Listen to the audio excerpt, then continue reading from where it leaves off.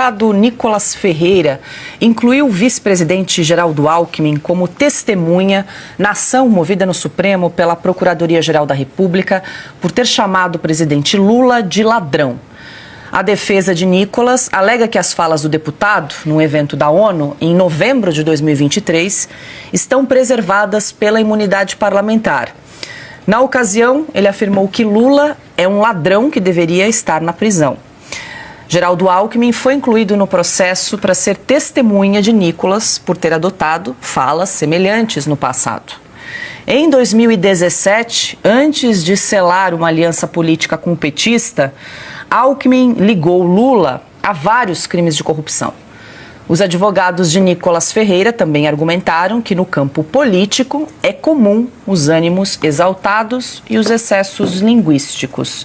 E aí, Carlo Cauti, Silvio, Augusto, antes de ouvi-los, acho que vale a pena revisitar uma das falas do Geraldo Alckmin a respeito de Lula. O Lula é o retrato do PT, partido envolvido em corrupção, sem compromisso, com as questões de natureza ética, sem limites. Depois de ter quebrado o Brasil, Lula diz que quer voltar ao poder. Ou seja, meus amigos, ele quer voltar à cena do...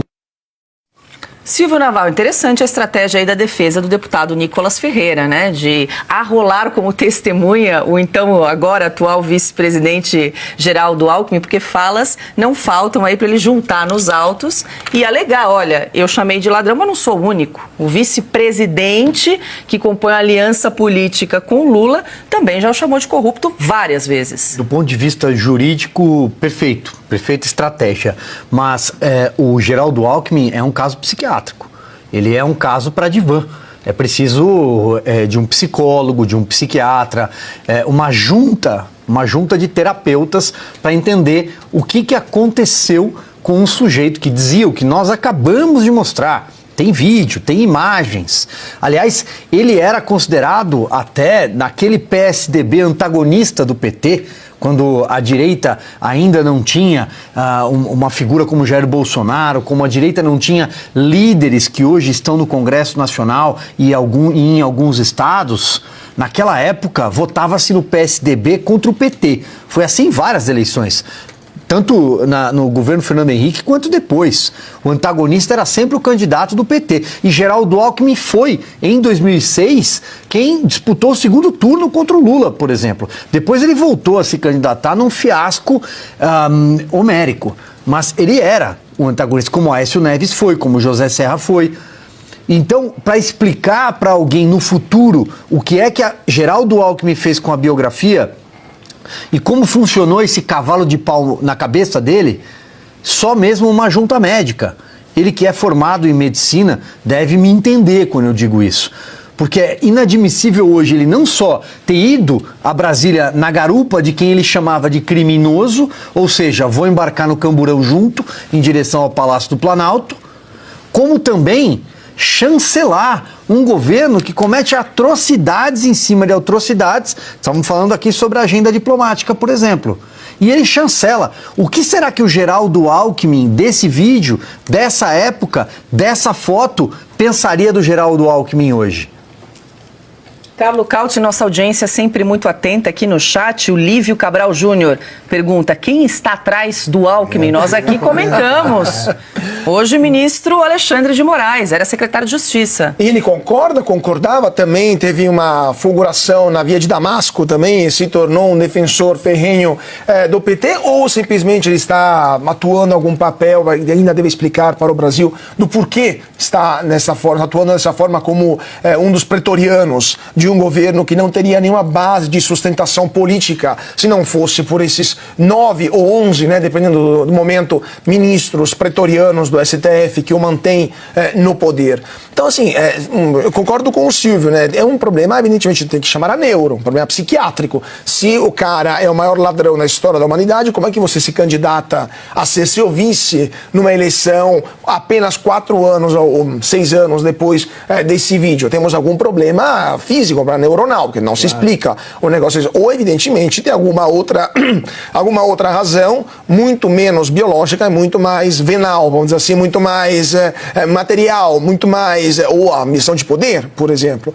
Mas também me surpreende como é possível que um político que foi um dos mais amados, especialmente aqui em São Paulo, como Geraldo Alckmin, que foi várias vezes eleito governador, prefeito, foi muito bem votado no passado, acaba jogando a sua biografia honrada até aquele momento na lata de lixo da história e nunca mais poderá andar nas ruas de São Paulo sem ser duramente criticado pelos mesmos paulistanos que o elegeram várias vezes. O porquê disso tudo é ainda uma das grandes dúvidas que ficam no ambiente eleitoral brasileiro. Não, eu acho o seguinte, ele sempre acreditou no critério biológico.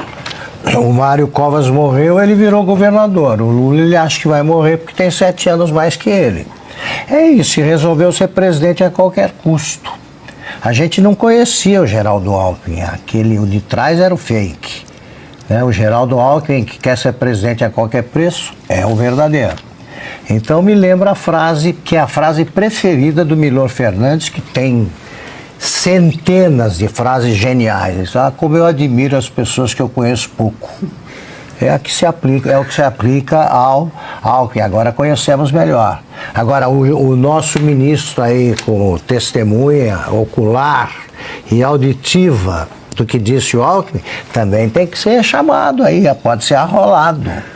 Pode ser arrolado pelo seguinte: se ele ouviu em silêncio e concordou, também pode ser testemunha. Eu realmente acho que o Lula é ladrão. Ou ele tem que processar, tem que incluir o Alckmin no inquérito das fake news. Claro, se isso aí não for, ou é fake news ou é denúncia grave. Ele testemunhou aquilo. Aí ele vai dizer, não, mas o inquérito é de 2019, né, Silvio?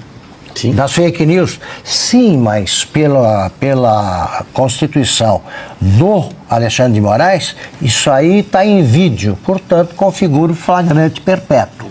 Vale. Pode usar isso aí, que eu justifico com as palavras do Alexandre de Moraes, isso aí. Ele tem que se pronunciar. Se é ladrão, vira testemunha de acusação. Se não, manda prender o Alckmin.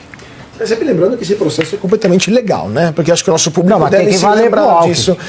Então, porque assim, o Nicolas tem, além da liberdade de expressão, que todo mundo tem, tem imunidade parlamentar, pode dizer o que bem entender. Inclusive, ele falou isso fora do Brasil. Então, mas os caras entendem melhor a linguagem do sarcasmo. Provavelmente eles são cínicos.